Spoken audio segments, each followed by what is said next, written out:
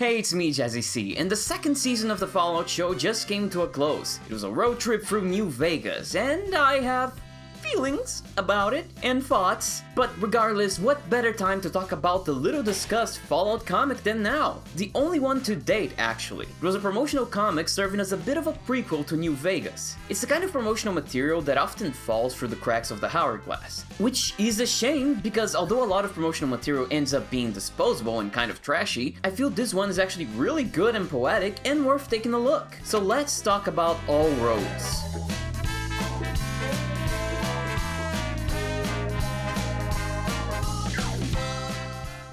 The comic was published by Dark Horse, and here's the people who worked on it, most of them DC folks. Of note here we have Chris Avallone of Torment, Prey, Old Republic, and of course New Vegas fame. So this immediately isn't something being written by some random writer for hire, which is the fate of a lot of promotional material. Which is also part of why this comic really works, as we will see. Another name that stands out is Jeff Darrow, whose cover art is the kind of Wimmelbuilder type drawing that I love every fiber of my being. If you don't know what Wimmelbuilder is, it's probably because I'm pronouncing it wrong. I didn't check the pronunciation. It's written like this. Wimmelbuilder? I don't know. But essentially, it's just Where's Waldo type crowded art. The type filled with things and people cluttering every inch of it. It's cool art to start with because it represents the wasteland in a way that the games really can't due to the NPC limitations and also the environment limitations, which is why the strip is segmented into disparate parts in the New Vegas game. And it also kind of reminds me of how Freeside on the show actually is presented because of how crowded that also was. There's people everywhere. Survivors, prostitutes, slaves, raiders, NCR, rangers, prospectors, all walking around the place surrounded by a bygone world of bad luck and money. I should also point out that there's a real funny tiny ass Securitron in here.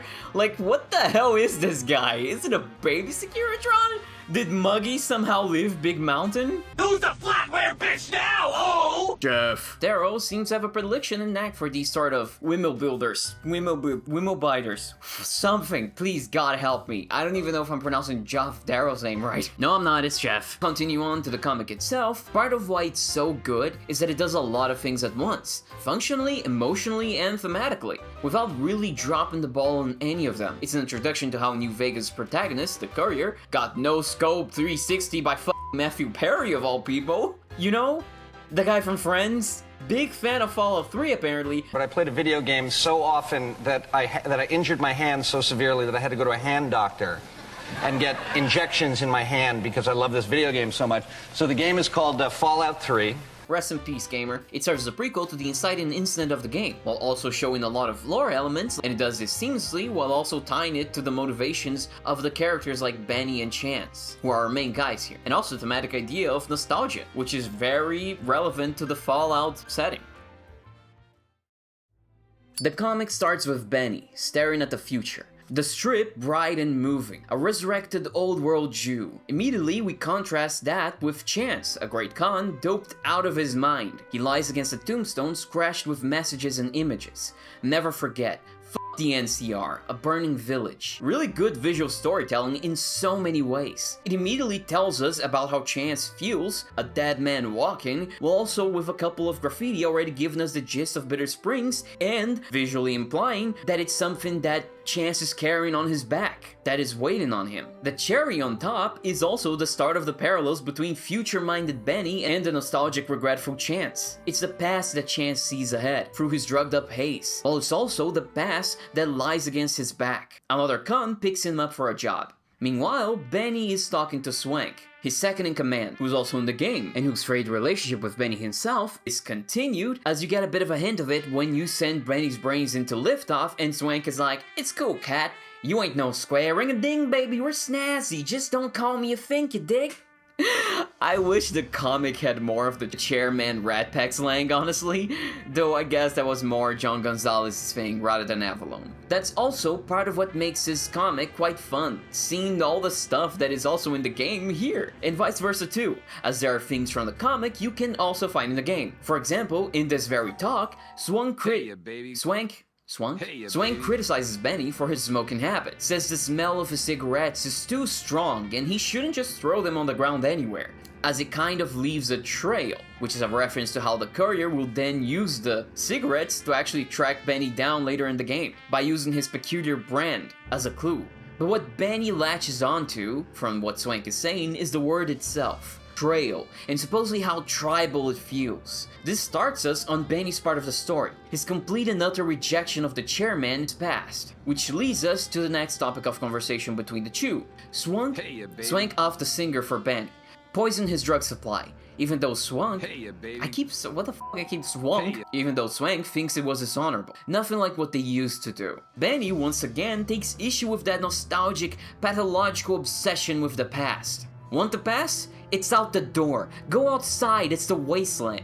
And remember how it was to be a mud-hustling naked savage riding the waste. As the Chairmen, they have security, water, energy, power. They are the part rulers of Vegas. Vegas is the future, baby. Ring-a-ding! The scene ends, but before we move on, Swank mentions that they are running out of talent when talking about the singer he killed. In-game, there's a quest at the Tops, the Chairman's casino, given by Swank himself, where he tasks the player with finding new talent and singers for their roster. Now in the game, they only say that they want new talent to draw in bigger crowds, but with the further context of the game now, we know that is also because they were killing dissidents as well. And that particular quest might be directly related to this particular incident, right? Okay, in the comic, we shift back to the cons, and Chance's group is doing what is considerably a more heavy-handed exposition dump. Cons don't like the NCR, this is where the factions are, etc. as they draw a map in the sand. And then Chance appears and draws a real fucking detailed map and digs a hole where New Vegas is. You can find this very map in the game, by the way, though instead of the writing in the sand, the locations are actually marked by miniaturized, non-interactable items from the game. Now, is the fact that Chance dug a hole to represent New Vegas a metaphor of some kind? New Vegas is a hole because it's a pit of money and values? Because besmirches the tribal tradition? Because it is a black mark of moral decay, a black mark in the wasteland's face, because it's also kind of sort of allied with the NCR? Yes! Benny appears, disagreeing with the unspoken assessment though, revealing to us that he is the one hiring the cunts. And also, he isn't late, because Lady Luck is always on time, baby. Banger line, same energy as a wizard is never late, or that she got lost in the path of life. And just like those, it would actually send me into a flying f***ing rage. Lady Luck is never late, mother. When did you become a lady? Congratulations on your transition. Anyways, Benny and the cons discuss the job. They will be intercepting a lone courier to steal what they are carrying, and then Benny will kill the courier so that no one will know of his involvement. Chance sees the victims of Bitter Springs in the fire of Benny's unique lighter. EA Sports. It's in the game. The lighter. I'm talking about the lighter. Actually, not only the lighter's in the game, it's a major part of the courier's investigation of Benny and his attempt to track him down. Jessup, one of the cons, wants to steal it, but McMurphy tells him not to. Later on, after the job in the game, Benny and the cons get in a fight with the NCR while returning to Vegas. McMurphy dies, you can fight his body in the game, and Jessup finally does steal the lighter from Benny, before the latter then escapes and leaves him behind. Also, the person that voices Jessup is Leon O'Brien, and the voice he does is... well, just listen. He owed us the rest of the pay for the job, so maybe he didn't want to pay up. I love Leon, but wow.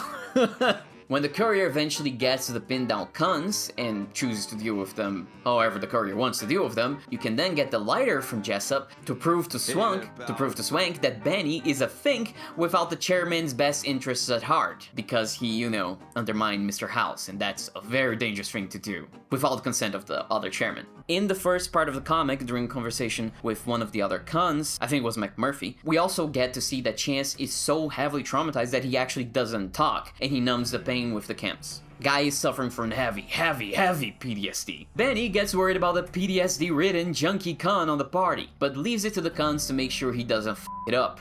They don't do a good job.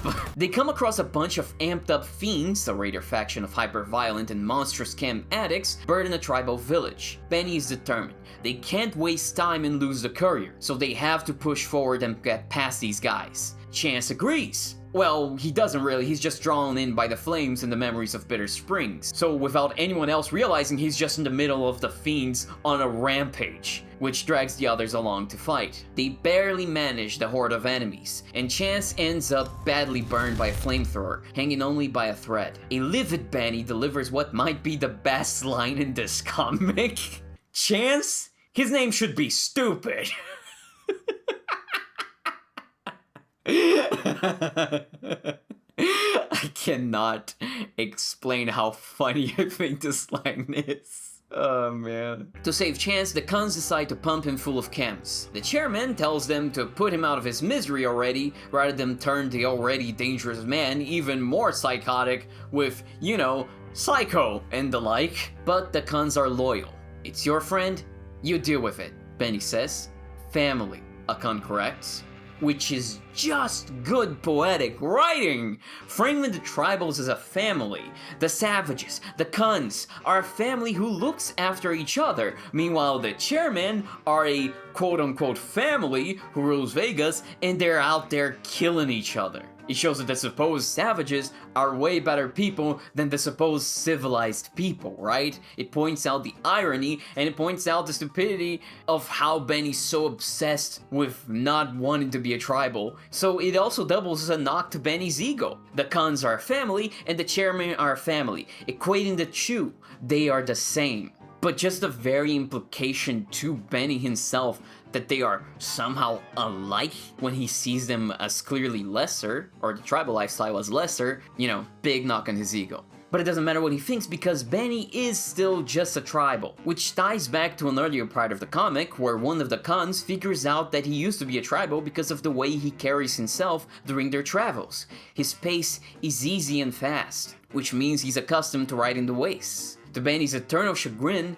there is no escape in the past. He is and will always be a tribal. Chance dreams of Bitter Springs, when the NCR gunned down a bunch of cons, focusing even on non-combatants, the elderly, and even the children. For all the NCR's good qualities, of which they do have many, it's keeping alive the good old American tradition of invading other people's land and massacring them indiscriminately. The chairman talks to the teetering Chance, tells him to let go of the past, tells him of a singer who used to run with his tribe, who was there when the chairman met Mr. House and turned them from tribe to family, tells him of how even at the Tops Casino, the singer would still sing the old songs, tells him how the singer hit the road. Benny saw how the talk of the past affected his guys. Nostalgia is a hell of a drug, he says. Chance wants to go to the past and make things right. The singer wanted that too. Also injected himself a bunch of shit to achieve the same goal. The singer could have changed his tune, but he didn't want to change. But Benny?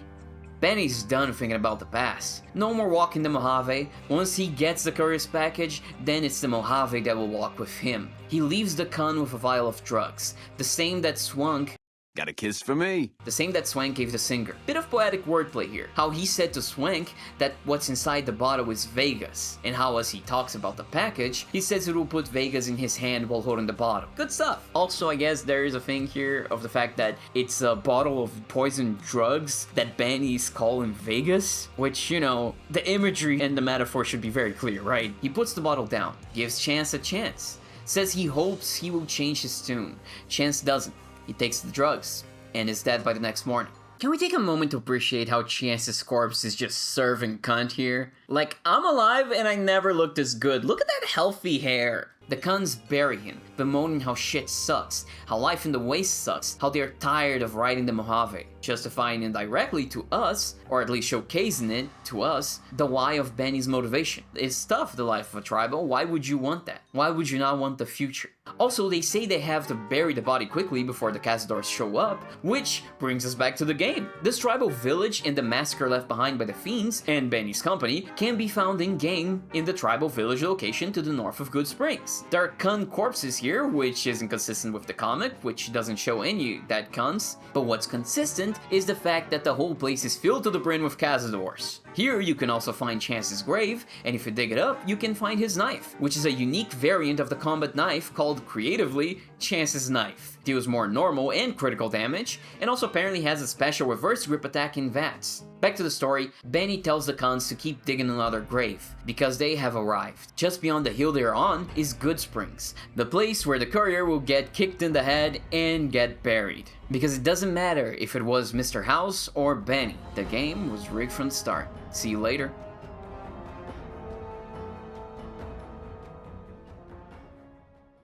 The lips are teeth from the tip of the tongue, the lips are teeth from the tip of the tongue, the lips are teeth from the tip of my dung. I don't like looking at this. This is awful. This I like. This is good. What were we talking about again? Abomination. Can I just say how much I love this little phrase here? If it's any consolation, I only hate you half the time coming from Shoeface is so good.